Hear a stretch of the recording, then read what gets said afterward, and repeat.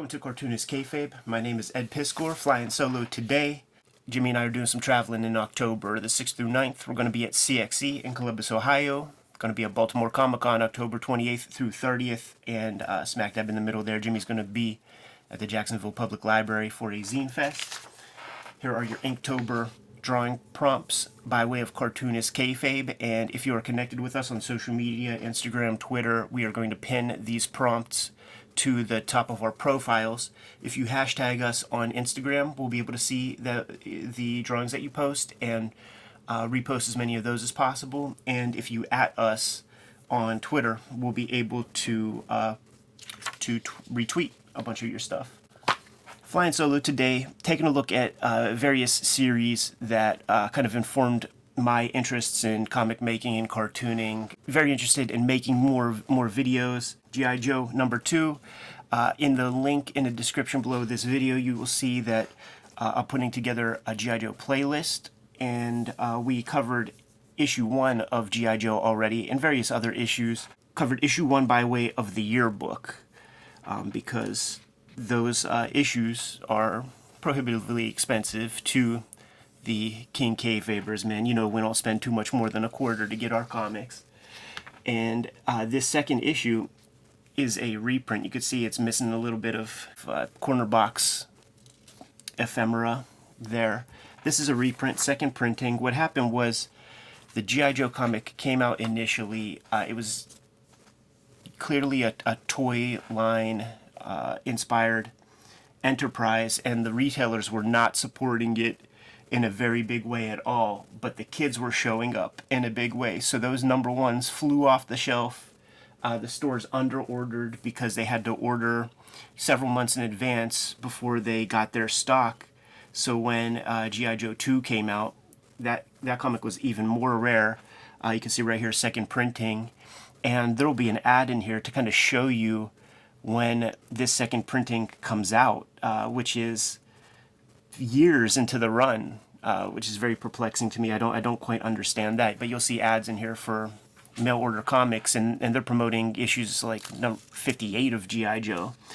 Anyhow, the comics that I'll cover solo will probably be consecutive issues of different series that I have enjoyed in the past and inspired me as a kid to move forward with comics. So there'll be a slight nostalgia bend, but more than the content of the stories, I'm hoping to share some of the storytelling stuff that I was just able to glean and pick out from these various comics. So I'll do G.I. Joe in order, probably Chris Claremont X-Men, Preacher, a couple other series. Anyhow, man, let's jump into things.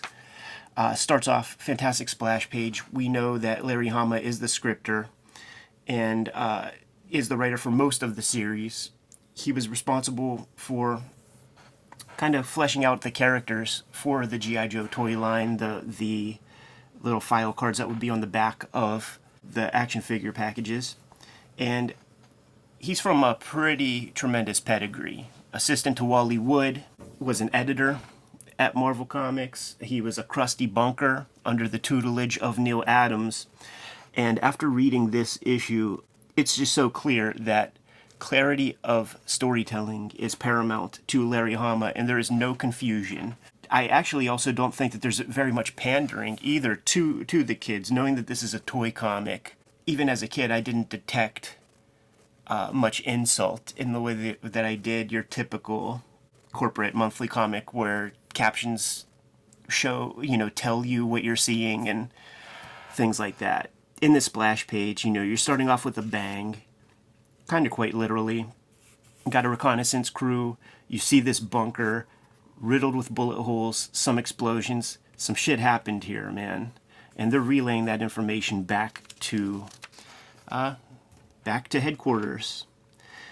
Don Perlin is penciler, Jack Abel inker, so that is showing you that we're not getting our top talents to participate in our toy line books. Go take a look, man. Go see Toys That Made Us, the G.I. Joe episode, and Larry Hama is very frank. You were a loser if you made toy books. Not saying that these guys are losers, but it's purely functional artwork. I actually do like Don Perlin, and I think he comes into his own a little bit more as the series goes on, and he will follow Jim Shooter over to Valiant. Those are like the credits that I know of his. But check out these kayfabed army vehicles right here. These helicopters. It's like Ed Emberley almost.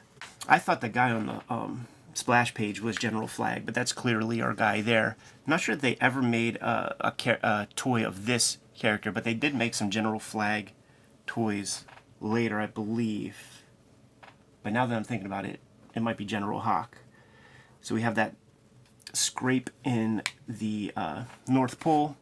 The G.I. Joes that he wants to send on the mission are on a little vacation after the very first mission that they underwent.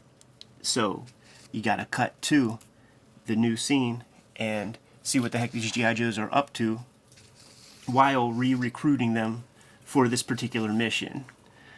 It's so funny in these old comics when they show a hero involved in hunting, because like Wolverine, it's never about killing animals because that would make you less than sympathetic. So in this case, Stalker likes to stalk animals to take National Geographic photo spreads, as opposed to the Wolverine hunting animals to sneak up and pat them on the butt. Got Breaker at MIT. He's the computer whiz, hence Code Breaker. And he's a hacker unlike any other because these chicks really dig him. On Scarlet's off days, she's doing ninja shit. And she is involved in MMA tournaments and things, man. So she dismantles a dude real quick. Oh no, that's a lady. Dismantles her real quick, walks off with her general. Her opponent was not too excited about getting dismantled the way that she did. Tries to catch her from behind, but Scarlet smells a rat. And then our final guy for this mission is hanging out in a sensory deprivation tank. It looks so ominous right here, but it's funny that we know what that is in 2022. You know, this thing is full of Epsom salts and pure darkness, and you're floating in there and you're butt naked, and the water is 98.6 degrees Fahrenheit, and you're in there hallucinating. Not quite sure what sensory deprivation would maybe it's meditative for a guy, Snake Eyes. They retcon that here, by the way. It's a little dark. So our guys are heading up to the Arctic Circle on their mission. The reason they call G.I. Joe in is because it's divorced from Army, Marines, Navy. It's almost like CIA. If you get caught, we shall disavow any knowledge of your existence. And with those marching orders, they do all this shit that I feel like Larry Hama with his army training is familiar with. Making these, like, what do they call it? A blind, so that they can keep obscured, keep the wind off their backs, and observe this Russian base. Once again, the clarity of storytelling.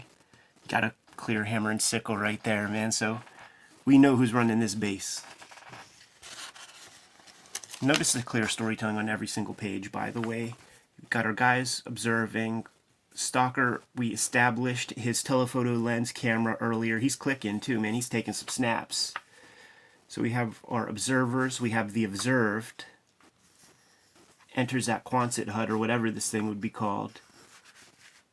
Homeboy is loaded for bear.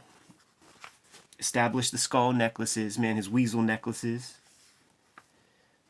And heads into the Russian joint. Heads out minutes later. And our guys are very curious what the heck this guy is doing in there. Left the door open.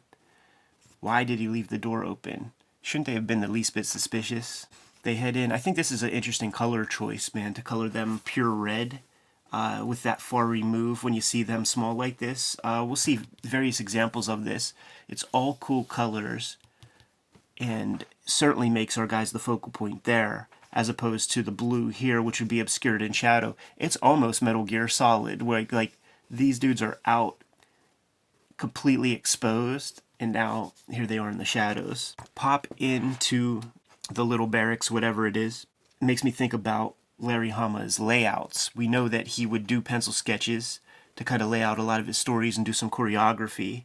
3 guys pointing guns one direction to one lady pointing guns the other. Actually, I guess she's pointing it the same way.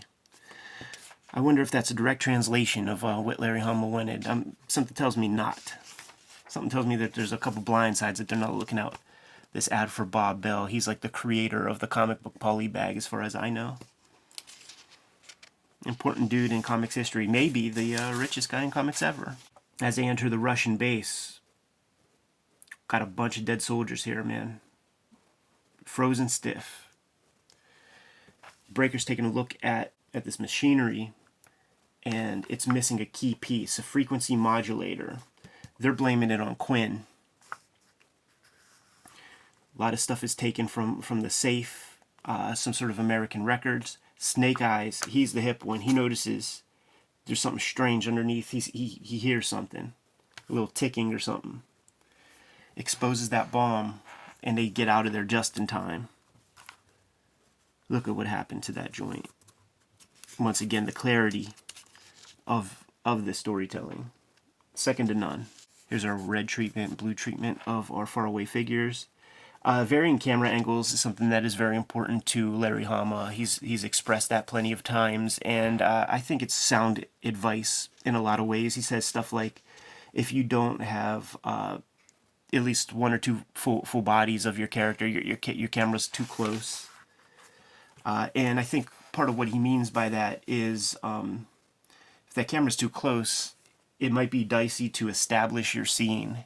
You know, if you have a full body of a character, that means you need to actually have some background to give us some sense as a reader where the fuck these characters are. Deus Ex Machina is a big part of kids' pop culture. It's how you get out of a lot of scrapes and things. And Breaker has this computer backpack that just spit out some intel to give us the scoop on Quinn here. There's kind of a Mandela effect with this issue. Because it has been some years since I've read this series, but I've read probably issue 1 to 100, a dozen times, maybe. You know, like, I have a bunch of the other issues, you know, missing 5 issues, and they're in the hundreds, including the very last issue, but I read that last third at least, you know, 1 or 2 times. And we know Quinn dies, spoilers, but he doesn't die in this issue. This little profile that gets spit out about Quinn, it's almost all that you need as a writer to kind of set up a character, especially if you have like an ensemble cast. I saw, I think it was the Grant Morrison script for Arkham Asylum when he's laying out who the main characters are, and there's just a sentence or two describing some personality things, some intentions and obstacles that things they want and things they need and things that get in their way. So with this new information about Quinn, they continue to stalk the fella. They find that he is camped out at this downed plane. Once again, another great kind of color treatment here. We got our main G.I. Joes subdued with a very light pastel color. 100% yellow, you know, 50% cyan. Looking green airplane, 100% magenta, 100% yellow characters, yellow fire, like no question what the focal point of that panel is. Our guys, man, just continuously moving in the shadows. I just love it because it's all the propaganda you hear about Navy SEALs and things. You know, they could sneak in through the shadows, sneak out undetected. You get some sense of that here, and that's pretty cool. Fool me once, right? Fool me twice. Well, here's times 2, you know. They pop up and think they got the drop on Quinn, but no, it's just a bunch of C4 plastic explosives, and we know it's C4 because it tells us. Quinn pops out, gets the jump on him. Loaded for bear, like I said. He's got some kind of fail-safe detonator that if he drops, it's gonna blow up all that C4. So our G.I. Joe team is in a bind. He has this dog sled, makes them all drop their weaponry. So we're establishing the guns in the dog sled. Backpack is getting dismantled. And Quinn goes away, man. This is the point in the comic where you have no idea where things are going. You have no idea where or how G.I. Joe is going to get out of this kind of thing. It's a perfect scenario. You can't reverse engineer it. One of the things in like, what do you call it, Joseph Campbell, is that you got to keep applying obstacles at your hero. That's a big part of the hero's journey. You know, like they have to want something real bad and have a lot of trouble getting it. So the mission is laid out early within the first 2-3 pages, and we are seeing the cunning of the mighty Quinn here. And at this point, our Joes, yeah, sure, they're well trained. They can handle a lot of different situations, but now they don't even have a knife to kill for meat or anything. How are they going to get out of this? That's the question. You stay engaged, even up to this point, which I think for a lot of comics, continue on through inertia rather than actually being curious on how you're going to accomplish your mission. So it's pretty intricate what goes down. Breaker grabs the compass from the airplane. Scarlet grabs the map that the navigator would use while sort of plotting the course. Snake Eyes is taking the sort of ski sleds off of this snowplane landing gear, and Stalker grabs some chairs and a parachute. So they create this de facto snow barge sailboat thing that is way speedier than a dog sled. It's comics, baby. That could happen. That gets to happen in comics.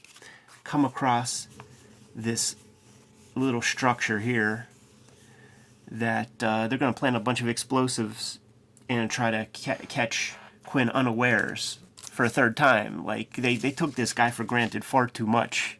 Far off yonder, they see Quinn coming. There's the dog sled. At this point, I feel like when you see Quinn at a distance, Larry Hama showed us his cards a couple of times.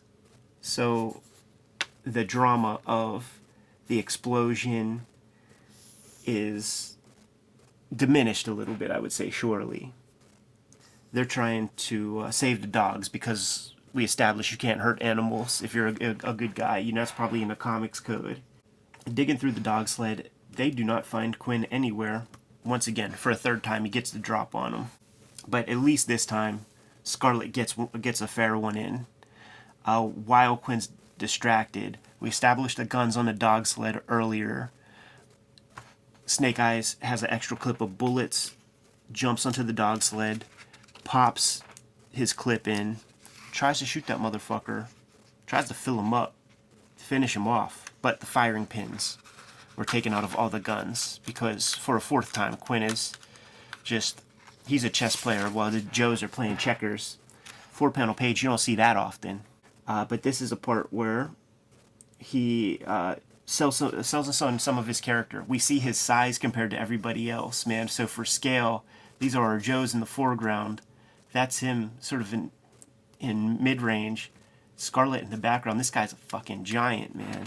There's a whole bit here where, you know, contract's a contract. It was established in the intel that came through Breaker's little dossier.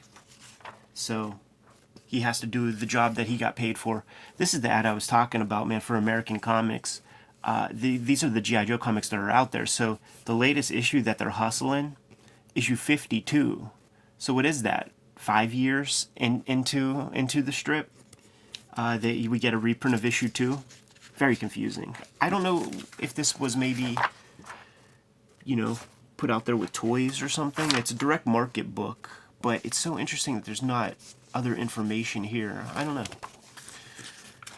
There weren't too many reprints back in those days, I don't think.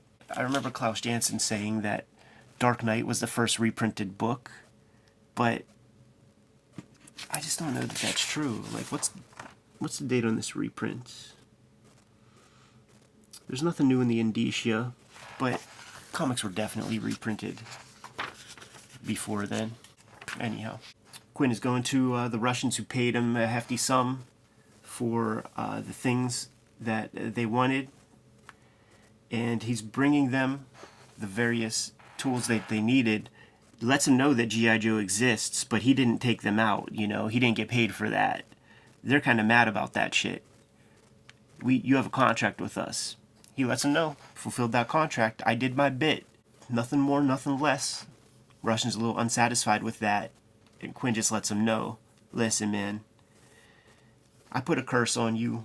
If you want to go find my little weasel necklace, you'll be able to dispel that curse. It's about 4 miles away from the Joes. It's about 1 mile from you. First people to find it, they're the winners.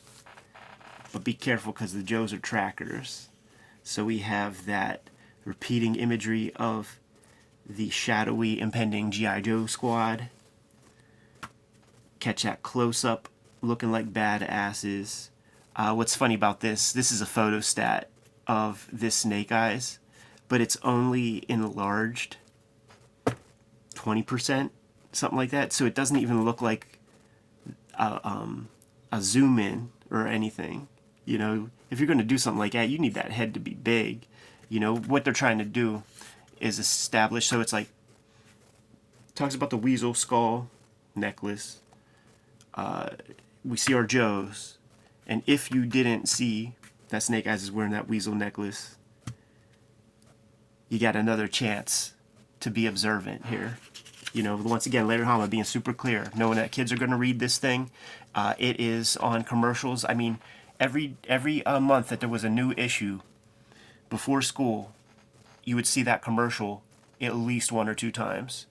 So he knew his audience. I don't want to say, he didn't dumb it down. He made things clear, but he also dealt with some pretty heavy subject matter. You know, like there's some interesting politics that is on display.